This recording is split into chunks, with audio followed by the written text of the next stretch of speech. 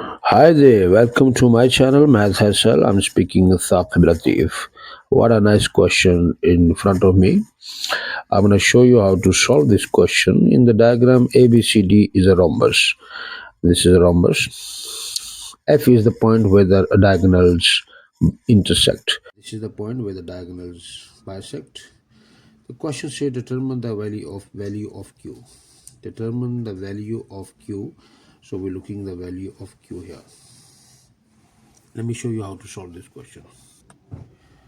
So AC perpendicular to BD, because the diagonals of a rhombus are perpendicular to each other. So which means MAC, if you multiply MBD, must be equal to -1, because in a rhombus the diagonals bisect each other at 90 degree. Now, so which implies that the gradient of FC, if you multiply, is going to be the gradient of FC multiply gradient of FD is going to be equal to -1, because AC perpendicular to BD. So which mean, so they bisect each other at the point F. That's the center point. So which means the FC perpendicular to FD. Right. So now I'm going to take the gradient of FC. The gradient of FC, that's going to be a y2 minus y1, x2 minus x1. So I plug all these information into this formula. So y2 minus y1, -3, negative become +1 over x2 minus x1. So I'm going to simplify this one now. So answer going to be a 2. But remember, I take the gradient of FC. Now I'm going to take the gradient of FD. So gradient of FC multiply gradient of FD must be equal to -1. So the gradient of FC we have 2, multiply the gradient of FD we don't know, -1. So I need to find the gradient of FD. Then this is a multiplication form, then I switch over to right hand side, become divide. So this is the gradient of the FD. Now, or you can write like this as well if you want to. The gradient of FC we have, which is true. So the gradient of FD is gonna be invert. Must remember under is 1 here. Invert 1 over 2. Positive sign become negative. If it was negative become positive. Remember, the gradient of FC we find because FC also perpendicular to FD, because AC perpendicular to BD. So which means this is also part of the diagonal. So this is half of the diagonal. FC is a half of the diagonal. So the FC perpendicular to FD. Now we need to find the coordinates of D, which is -4 we have. The Q we don't have. We need to find the Q. So now the gradient of FD is -1 over 2. So now we need to find the gradient between these 2 points. Then we're going to equate with that gradient to find the value of Q. Have a look here. So I'm going to take the gradient between FD, these 2 points. So the gradient FD, now y2 minus y1, Q minus become +1 over x2 minus x1, -4 minus 2. So this is going to be a Q plus 1 over -6. So this is the gradient of FD. A mistake here I need to rectify is a -2. The gradient of FC is a -2, and then obviously, so this is also going to be changed now. So this is -2 and switch over. this side become negative, negative become positive, so 1 over 2, positive 1 over 2. And if I want to change FC, must remember negative here, so this become positive 1 over 2. Invert and change the sign, negative become positive. Sorry for that. So I'm gonna equate the gradient now. So to find q plus 1 negative 6 is equal to, we have the gradient of ft which is 1 over 2. So we're going to equate these points. So we're going to equate this one with the gradient of ft 1 over 2. So we take the gradient of, we take the gradient between these 2 points, and now we're going to equate with the gradient of ft.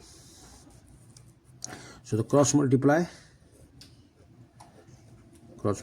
so this become 2q plus 2 and negative 6. 2q negative 6 positive become negative 2. 2q is negative 8. Now both sides you divide by 2, so the q is going to be negative 4. So therefore the q is negative 4. Then we find the q. Next question is say calculate the area of triangle CFD. CFD, this is a triangle. So now he asked the second question, calculate the area of triangle CFD. Triangle CFD. Now that we need to find the area.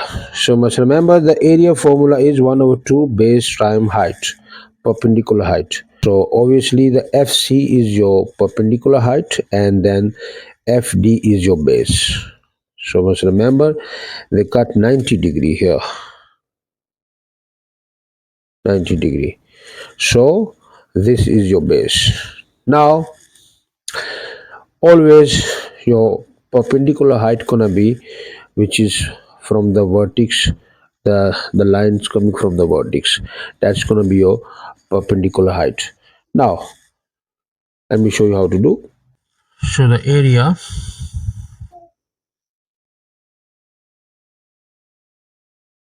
of triangle CFD is going to be 1 over 2 base times perpendicular height. So we're gonna say 1 over 2 FD, which is base, multiply FC, which is perpendicular height. So this is our formula. Now obviously we need to find the FD and FC. We don't have. Okay, so we need the length of FD and FC. So we're going to find through the distance formula.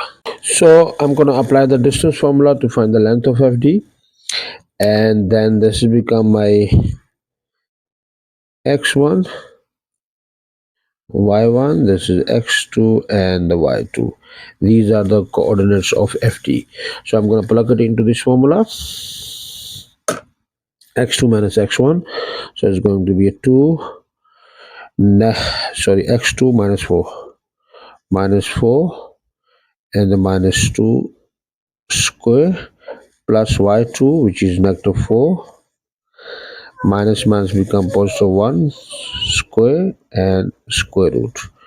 I need to simplify. This is going to be a 36 plus that's just going to be a 9 root.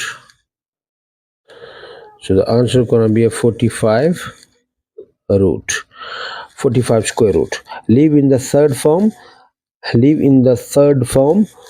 because if they ask you to leave your question in third form, then you don't need to give the answer in decimal.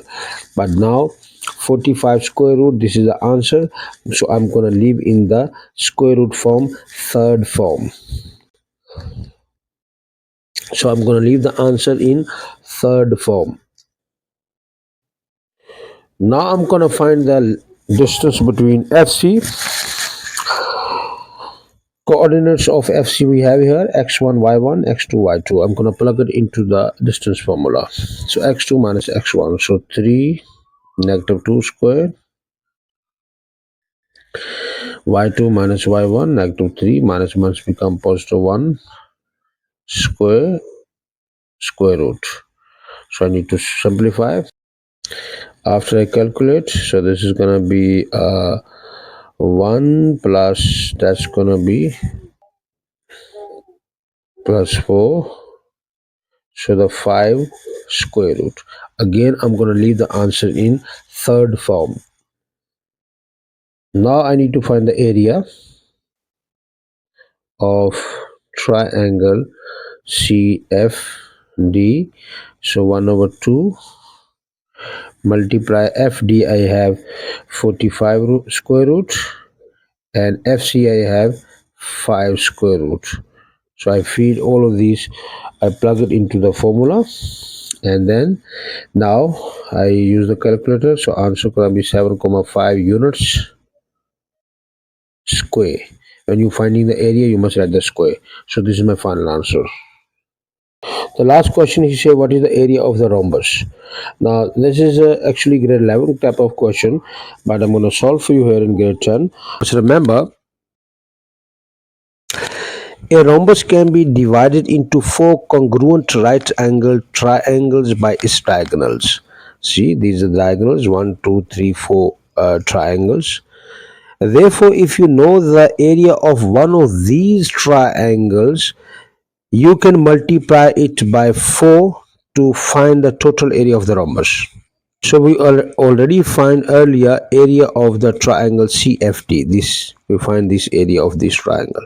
So we can multiply that area, multiply by 4. That's going to be the area of the rhombus. Why? Because since the rhombus is made up of four identical right angles triangles, its area is 4 times the area of one of those triangles. So one of these triangles, 1, 2, 3, 4, if you multiply by 4, that's going to be the area of the rhombus. I'll show you. Have a look. So the area of the rhombus is going to be 4 times 7,5. So answer going to be a 30 units square. So this is going to be my final answer. Please like and subscribe my channel. If you have any question, comment below. I will assist you. Have a nice day.